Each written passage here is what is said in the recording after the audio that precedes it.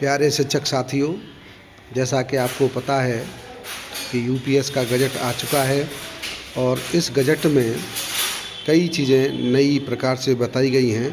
पहला तो ये बताया गया है कि जिन कर्मचारियों की मिनिमम सेवा 10 वर्ष होगी उनको जो पे आउट है, जो पेंशन है, वो लगभग 10,000 रुपये मिलेगी। लेकिन जिनका सेवा 25 वर्ष हो जाएगी उनको बेसिक का आधा प्लस जो डीआर है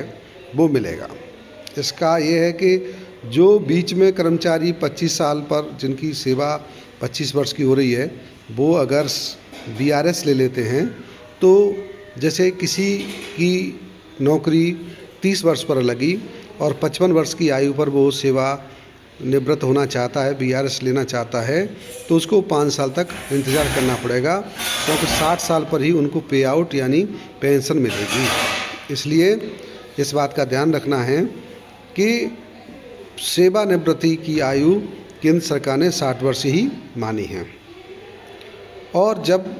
सेवानिवृत्ति होगी उसमें जो 12 महीने की, जो लास्ट 12 महीने की 1 साल की जो हमारी सैलरी है, उस सैलरी का लगभग जो औसत है उस औसत के आधार पर ही जो पेंशन है वो तय की जाएगी। जबकि एनपीएस में जो हम लोगों का लमसम अमाउंट था वो जो इकट्ठा हुआ था उसमें 60% हमको निकालना था और 40% के आधार पर जो बाज़ार का आधार है उसके आधार पर सैलरी बनेगी, जिसको हम पेंशन कहते हैं।